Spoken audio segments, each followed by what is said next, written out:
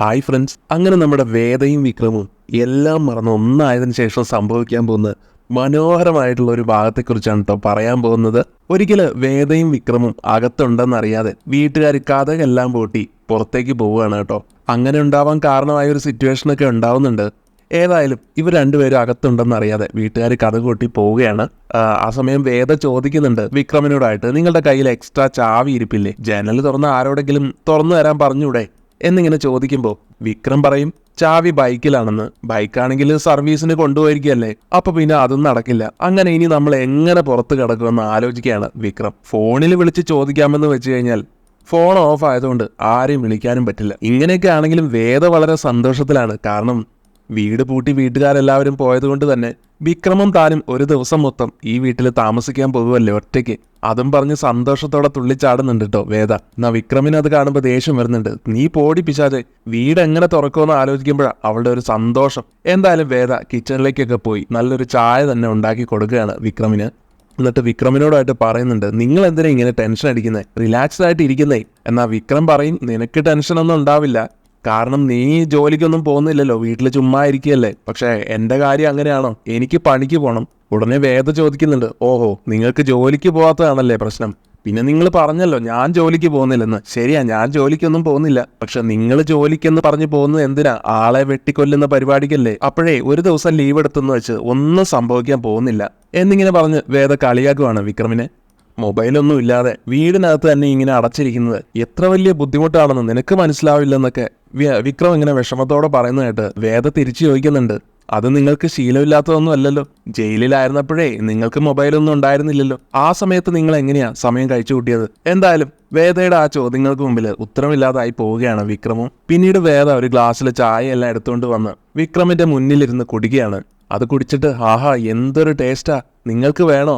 വേണ്ടെങ്കിൽ വേണ്ട എന്നും പറഞ്ഞ് വേദ അതിങ്ങനെ ഊതി കുടിച്ചുകൊണ്ടിരിക്കുകയാണ്. വിക്രമാണെങ്കിൽ അതും നോക്കി ഇങ്ങനെ അന്തം വിട്ടിരിക്കുകയാണ്. ഇത് സാധാരണ ടീ അല്ല, മസാല ടീ ആണ്. എന്താ നിങ്ങൾക്ക് വേണോ? എനിക്ക് ഒന്നും വേണ്ട, നിന്റെ ഒരു ടീ എന്നും പറഞ്ഞ് ഗൗരവത്തിലിരിക്കുകയാണ് വിക്രം. മൈൻഡ് ടയേർഡായിരിക്കുമ്പോഴേ ഇതുപോലുള്ള ടീ ഒക്കെ കുടിച്ചാൽ മൈൻഡ് ഒന്ന് റിഫ്രഷ് ആകുമെന്നേ.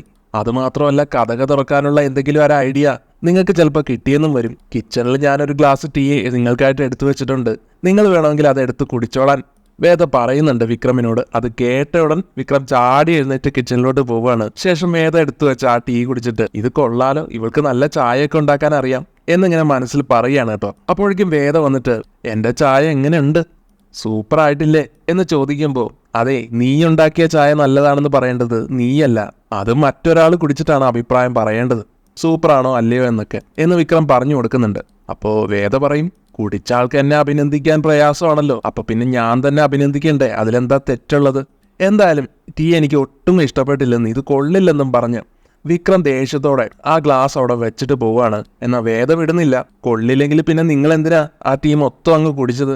ഗ്ലാസ്സിലാണെങ്കിൽ ഒരു തുള്ളി പോലും ബാക്കി വെച്ചിട്ടില്ലല്ലോ എന്നിങ്ങനെ ചോദിക്കുമ്പോൾ, നല്ലതാണെന്ന് കരുതി ഞാൻ അങ്ങ് കുടിച്ചതല്ലേ, പക്ഷെ ഇത്രയും മോശമായ ചായയാണെന്ന് എനിക്കറിയായിരുന്നു, വെറും വേസ്റ്റ് എന്നൊക്കെ പറഞ്ഞ് വിക്രം അവിടെ നിന്ന് അങ്ങ് പോകുന്നുണ്ട്. എന്തായാലും വിക്രമിന് ചായ നല്ലോണം ഇഷ്ടപ്പെട്ടിരുന്ന് വേദയ്ക്ക് നന്നായിട്ട് മനസ്സിലാവുന്നുണ്ട്. എങ്കിലും അത് തുറന്നു പറയാൻ മടി കാണിച്ച് ദേഷ്യപ്പെട്ട് പോകുന്ന കാണുമ്പോൾ വേദയ്ക്ക് നല്ല ചിരി വരുന്നുണ്ട്. പിന്നീട് ഒരവസരത്തില് വേദ കാല് തെന്നി തറയിൽ വീഴുന്നുണ്ട്. എന്റെ കാലൊടിഞ്ഞേ, എനിക്ക് വേദനിക്കുന്നേ, ഓടി വാ എന്ന് പറഞ്ഞ് വേദ നിലവിളിക്കുന്നുണ്ട്. എന്നാൽ ഇത് കാണുമ്പോഴത്തേക്കും വിക്രമിന് കാര്യം പിടികിട്ടുന്നുണ്ട്, വേദ ചുമ്മാ അഭിനയിക്കുകയാണെന്നുള്ള കാര്യം. അതുകൊണ്ട് തന്നെ വിക്രം ചെന്നിട്ട് ചോദിക്കുന്നുണ്ട്, വേദ ഇതൊക്കെ നിന്റെ അഭിനയമല്ലേ, നിനക്കൊന്നും സംഭവിച്ചിട്ടില്ല? അയ്യോ അല്ല, എനിക്ക് ശരിക്കും വേദനിക്കുന്നുണ്ട്, എഴുന്നേൽക്കാൻ പോലും പറ്റുന്നില്ല, നിങ്ങൾ പറയുന്ന ഒന്ന് കേക്ക്, എന്നെ ഒന്ന് പിടിച്ച് എഴുന്നേൽപ്പിക്ക്. അതും പറഞ്ഞ് വേദ കരയുമ്പോൾ, എന്നാലേ ഞാനൊന്ന് നോക്കട്ടെ, നിന്റെ കാല് കാണിച്ചേ എന്നും പറഞ്ഞ് വിക്രം അടുത്തേക്ക് ചെല്ലുകയാണ്. എന്നാൽ വേദ അതിന് സമ്മതിക്കുന്നില്ല കേട്ടോ. തൻ്റെ ആ കാല് മാറ്റിയിട്ട്, നിന്റെ സ്നേഹമൊന്നും എനിക്ക് വേണ്ടെന്നും, എനിക്കിപ്പോഴേ എഴുന്നേൽക്കാൻ പോലും പറ്റുന്നില്ല, തൽക്കാലം എന്നെ ഇവിടുന്ന് എടുത്തിട്ടേ മുകളിലെ റൂമിൽ കൊണ്ടുപോയി വയ്ക്കാൻ ആവശ്യപ്പെടുകയാണ് വേദ. ഇത് കേൾക്കുന്ന വിക്രമാകട്ടെ, എന്ത്, ഞാൻ നിന്നെ എടുത്തുകൊണ്ട് പോകാനോ? പറ്റില്ല, എനിക്കൊന്നും പറ്റില്ല എന്ന് പറഞ്ഞ് നിൽക്കുകയാണ്. അപ്പോൾ വേദ ചോദിക്കുന്നുണ്ട്, എന്താ പറ്റാത്തത്? അങ്ങനെയാണെങ്കിൽ ഞാൻ ഇവിടെ തന്നെ ഇരിക്കും, പിന്നെ നിങ്ങൾ കാരണമാണ് എൻ്റെ കാലൊടിഞ്ഞതെന്ന് ഞാൻ എല്ലാവരോടും പറയും, അങ്ങനെ ആരെങ്കിലും ഓടിവായോ എന്ന് പറഞ്ഞ് വേദ ഉറക്കെ വിളിക്കുന്നുണ്ട്. അങ്ങനെ അത് കേട്ട് വിക്രം പിന്നെ വേദയെ ഹെൽപ്പ് ചെയ്യാമെന്ന് തന്നെ തീരുമാനിക്കുകയാണ്. വേദ എടുത്ത് പൊക്കാൻ നോക്കുമ്പോൾ വേദ പറയുന്നുണ്ട്, എന്നെ തൊടരുത്, തൊടാതെ എടുത്താൽ മതിയെന്ന്. അത് ശരി, തൊടാതെ എങ്ങനെ എനിക്ക് എടുക്കാൻ പറ്റും, വല്ല JCBയും വിളിക്കാം എന്ന് തിരിച്ച് പറഞ്ഞിട്ട് വിക്രം വേദ എടുത്ത് റൂമിലോട്ട് നടക്കുകയാണ്. അപ്പൊ ആ സമയത്തായിരിക്കും കേട്ടോ യാത്ര പോയിരുന്ന അച്ഛനും അമ്മയും ഒക്കെ വാതിൽ തുറന്ന് വരുന്നത്.